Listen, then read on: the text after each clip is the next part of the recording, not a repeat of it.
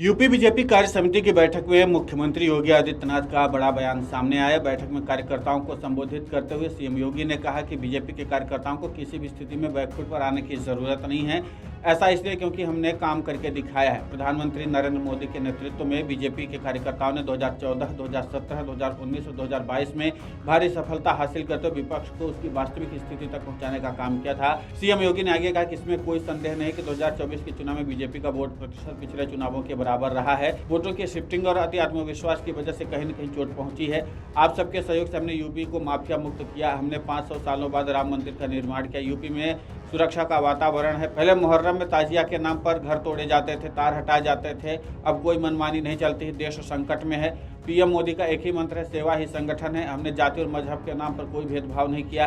BJP प्रदेश कार्य समिति की बैठक में सीएम योगी ने कहा कि समाजवादी सरकार के समय कन्नौज मेडिकल कॉलेज का नाम बदलकर अंबेडकर जी के नाम पर था। तब मुख्यमंत्री ने उनका नाम बदल दिया था। हमने आकर के फिर इसका नाम अंबेडकर के नाम पर कर दिया। समाजवादियों ने तो धर्म के नाम पर पिछड़े और दलितों का आरक्षण खाने का प्रयास किया था।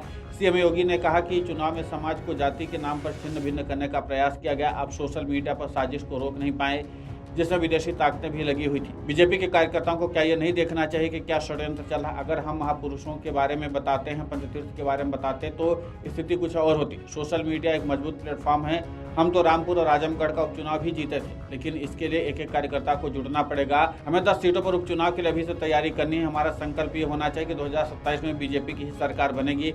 अगर एक भी खरोंच आए तो इसका असर सबको पड़ेगा। उन्होंने कहा कि यूपी जैसे राज्य में इंफ्रास्ट्रक्चर की एक कल्पना होती थी, आज हर जगह जाल बिछ गया है विकास का। पश्चिम के किसी भी जिले में जाइए, यहाँ के लोगों को यूपी का वासी कहने में संदेह नहीं होगा। मैं जब सीएम बनने के बाद पहली बार बुंदेलखंड गया, एक समय में चित्रकूट में लोग निवेश करने से डरते थे।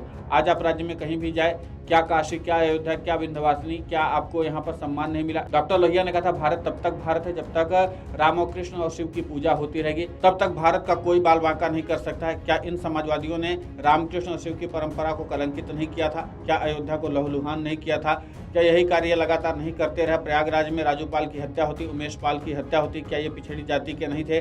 बीजेपी के विधायक कृष्णानंद राय की हत्या हो जाती, उनके साथ गोलियों का शिकार होने वाले पिछड़ी जातियों के लोग नहीं थे? उस समय इनको लेकर के क्यों नहीं आवाज उठाएगी? आप देखते होंगे कि माफियाओं के लिए फातिहा पढ़ने वाले लोग कैसे चिल्ला रहे हैं। आप देखते होंगे इन माफियाओं के लिए फातिहा पढ़ने वाले लोग किस प्रकार से चिल्ला चिल्ला करके फिर से चुनौती देने की स्थिति में आए हैं।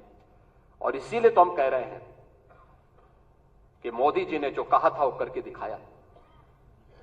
सबका साथ और सबका विकास, लोक कल्याणकारी योजनाओं की किसी भी योजना में आप देख सकते हैं, क्या राशन की योजना, क्या मकान की योजना, क्या हर घर शौचालय की योजना, चाहे हर घर नल की योजना, चाहे आयुष्मान कार्ड या किसी भी अन्य योजना में, उज्ज्वला योजना की हो योजना हो, कोई भी योजना हो, क्या किसी के साथ कोई भेदभाव हुआ? जाति, मत, मजहब के आधार पर, चेहरा देख करके किसी के साथ भी कोई भेदभाव नहीं।